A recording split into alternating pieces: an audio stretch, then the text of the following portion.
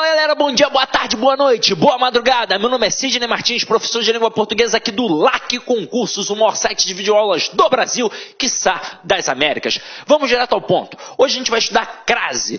E aí eu já dividi aqui a parte 1, porque nós teremos a segunda parte. É uma aula um pouco demorada, então a gente já divide logo em duas partes para poder facilitar o seu estudo. Agora, eu quero alertar, crase é tranquilo, mas se você não prestar atenção, você pode derrapar.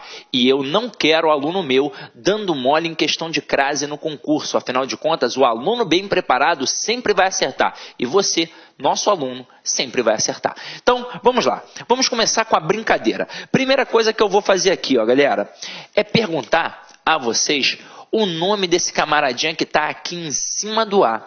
Muito aluno, às vezes, responde crase.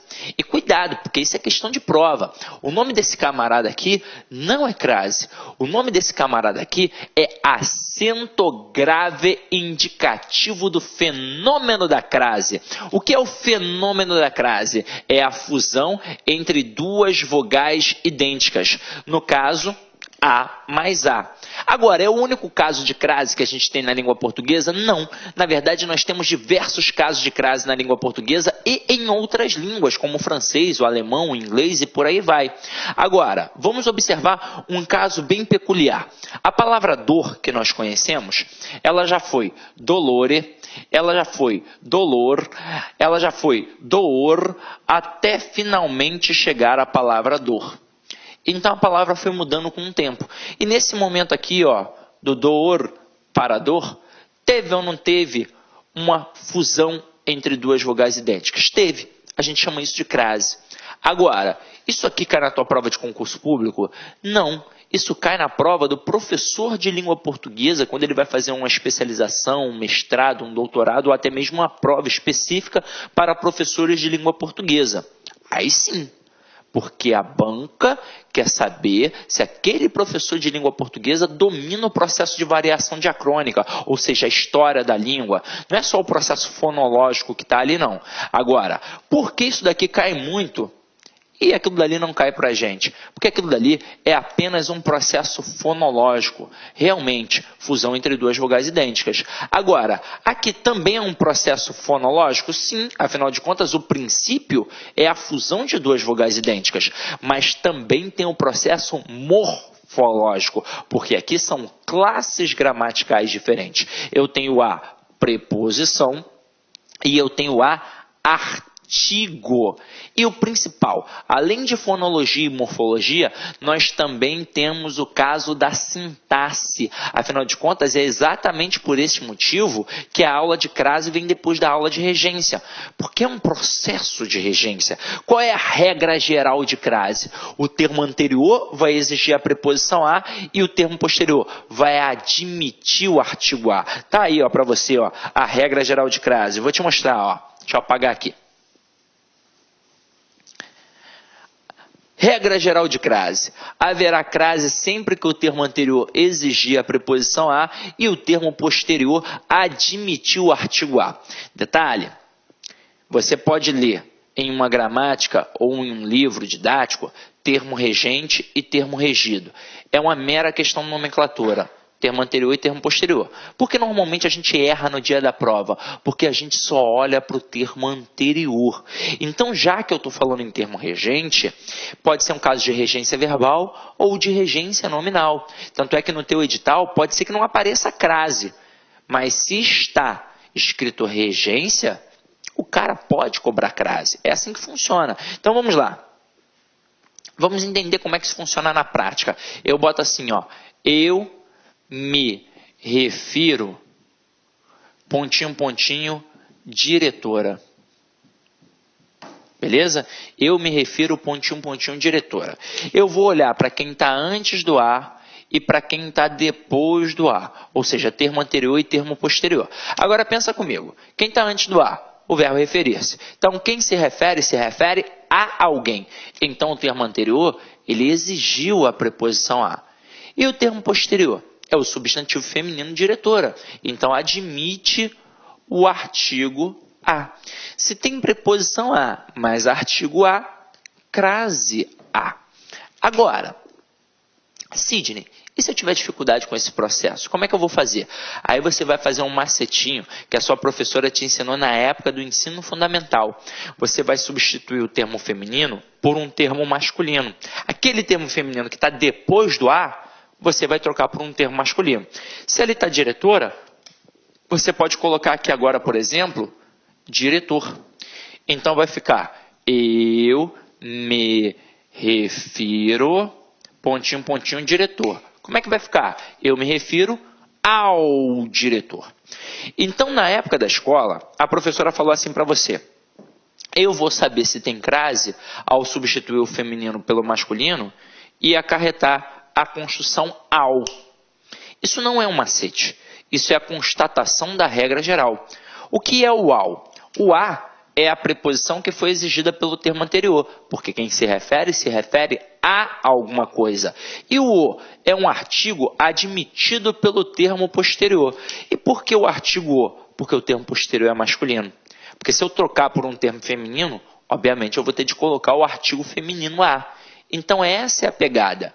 Troquei o feminino pelo masculino, acarretou na construção ao, tem crase. Pode acontecer outra coisa? Claro que pode. Pode acontecer de ficar apenas o a. E se ficar apenas o a, não tem crase. E aquele elemento será uma preposição. Pode acontecer de ficar apenas o e não terá crase. E aquele elemento que você está analisando será apenas um artigo. Agora, Sidney, e o chamado ascraseado?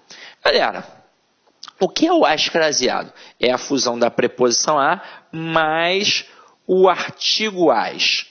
Então, a única diferença entre o chamado acraseado e o ascraseado é o termo feminino que vem depois. No acraseado, o termo feminino estará no singular. No ascraseado, o termo feminino estará no plural. Então, vou ter que trocar por uma palavra masculina também, mas uma palavra masculina no plural. E se acarretar a construção aos, significa que eu tenho crase. Então, se ali, ao invés de diretora, fosse diretoras, bastaria eu substituir por diretores. E aí como é que ficaria? Eu me refiro aos diretores. Então eu me refiro às, craseado, diretoras. Resumo da ópera. É só fazer isso. Se ficar na dúvida, é só trocar o feminino pelo masculino. Se ficar ao, tem crase no singular. Se ficar aos, tem crase no plural. A crase é só isso. Agora, é claro, isso aqui auxilia em 99,9% dos casos. Aí você está pensando, caramba, Sidney, sempre tem aquela famosa exceção, não é? E aí o que eu vou fazer agora com vocês? Eu vou trabalhar o conhecimento que vocês trazem da escola ou até mesmo de outros preparatórios para concurso. Eu vou colocar aqui 4 frases e a gente vai fazer uma dinâmica, beleza? Então vamos lá. Já anotou? Anota aí e vamos cair para a próxima, ó. Anotem aí as 4 frases. Opa! Fui à feira. Cheguei à escola. Cheguei à casa. E visitei a casa do Arthur. Vamos lá. Galera, frase 1, 2, 3, 4. Pensa comigo. Infelizmente, a gente não tem agora um momento de interação. Não tem como eu te perguntar e você me responder no instante da minha pergunta. Então, eu vou simular as situações. Existem 2 tipos de candidatos que fazem as provas de concursos públicos. Existe o candidato kamikaze. Ele simplesmente fez a inscrição, não estudou nada e vai fazer a prova. E existe o camarada que se preparou, que fez um preparatório. Agora, o camarada que não estudou e fez um bom ensino médio, ele vai conseguir desenrolar uma parte das questões. E por que eu estou falando que ele fez um bom ensino médio? Porque se ele não tiver feito um bom ensino médio, ele jamais vai dizer fui à feira e cheguei à escola. Ele vai dizer fui na feira, cheguei na escola. Agora, se ele fez um bom ensino médio, ele sabe que tanto o verbo ir quanto o verbo chegar não trabalham com a preposição em, e sim com a preposição a. Aí ele vai lembrar do macete que a professora ensinou na época da escola. Ele vai pegar aquele termo feminino ali que está depois do a e vai substituir por um termo masculino. E ele vai acertar algumas frases. Ele vai pegar, ó, fui à feira e vai trocar feira por mercado. E vai ficar fui ao mercado. E ele vai colocar o acento aqui e vai acertar do mesmo jeito que você que está fazendo um preparatório. Ele pode nem saber que ali tem preposição mais artigo, mas ele sabe que tem crase e ele vai acertar. Agora, na próxima, cheguei à escola, ele vai trocar escola por colégio e vai ficar cheguei ao colégio e ele vai acertar do mesmo jeito que você. Mas ao se deparar com a palavra casa, tudo que ele aprendeu de macete vai por água abaixo. Porque ele vai trocar casa por apartamento. E ele vai colocar, cheguei ao apartamento. Opa, então tem crase. Ele pode ter aprendido um outro macete. Por exemplo, quando a gente já tem a certeza que o termo anterior exige a preposição a, e só nos resta a dúvida se o posterior está ou não admitindo o artigo, o que a gente faz? A gente pega aquela palavra que está ali depois do a, e emprega no início de uma sentença para saber se ela admite ou não o artigo a. Por exemplo, quando eu coloquei o exemplo da diretora, dá ou não dá para eu pegar a palavra diretora, colocar no início e dizer a diretora é bonita? Dá. Então eu sei que aquele termo ali admite o artigo a. E com a palavra casa vai funcionar da mesma forma. Dá para eu colocar no início da frase e dizer a casa é bonita. Então, caramba, mais um macete que foi por água abaixo. E para piorar, tem aqueles macetinhos que o cara ainda vai lembrar. Ih, se eu vou A, eu volto da? Vou a casa? Eu volto da casa. Ah, então tem crase com certeza. Mas não tem. Então, aqui, ó, não vai ter crase.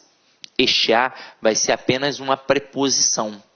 Só que agora a gente chegamos ao momento de trabalhar com você, que fez um preparatório, às vezes presencial ou online. Você talvez tenha errado a frase 4, porque você viu que a palavra casa aqui está especificada e aí você colocou o acento. Porque provavelmente em algum momento você aprendeu que a palavra casa não admite crase e que a palavra casa, ao ser especificada, admite a crase. E isso está errado. Na verdade, a palavra casa, no sentido de lar, de moradia, ela não admite artigo. E a palavra casa, no sentido de lar e moradia, ao ser especificada, assim como qualquer termo na língua portuguesa, ao ser especificado, ela passa simplesmente a admitir artigo e não crase. Porque para ter crase, tem que ter preposição mais artigo. Se passou a admitir o artigo, não é o elemento primordial para ter a crase. Então, olha para o termo anterior. É o verbo visitar. Quem visita, visita alguém. Visitei o meu primo. Então, um verbo transitivo direto. Se é um verbo transitivo direto, não pede preposição. E se aqui não pede preposição, não tem como ter crase de jeito nenhum. Esse A aqui é apenas um artigo. Caramba, Sidney, você está de sacanagem com a minha cara. É sério isso? É sério. Meu irmão, eu vou mostrar para você.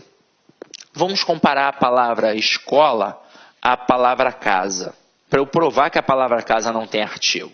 Então vamos lá. Você fica em escola ou você fica na escola? Você fica na escola. Você fica em casa ou você fica na casa? Você fica em casa. Você sai de escola ou você sai da escola? Você sai da escola. Você sai da casa ou você sai de casa? Você sai de casa. Então reparem que com a palavra casa eu usei apenas as preposições. Por quê? Porque não tem artigo. Agora, e com a palavra escola? Eu usei o na, que é a contração da preposição em, mais o artigo a, e eu usei o da, que é a contração da preparação. Olá, meus amigos, minhas amigas, sou o professor Luiz Antônio de Carvalho e eu estou aqui para fazer um convite muito especial para você que está se preparando para o concurso do Detran São Paulo 2018. Nós aqui da Lá Concursos, nós elaboramos um curso super competitivo, super atualizado, ponto a ponto do edital, com o melhor custo-benefício do mercado. Nós temos 2 serviços, 2 cursos, um para oficial, apenas 10 parcelas de R$30. E o cargo de agente oficial de trânsito por 10 parcelas de R$35, com a qualidade desse professor que você acabou de assistir. Infelizmente, ou felizmente, depende da interpretação do aluno, essa aula que você está assistindo é apenas 30% do total da aula, é uma aula demonstrativa para você sentir confiança, assistir às aulas do nosso professor e gostar do método aqui da Lá Concurso. O nosso curso no site é muito mais completo. O nosso curso no site, nós temos o Personal Coach, que é a metodologia fundamental para a aprovação do aluno. Personal Coach, personal significa pessoal e coach significa treinador. Personal Coach é o nosso projeto pedagógico. Então, como é que funciona assim, esse projeto pedagógico? Linhas gerais. Então, nós temos o conteúdo programático.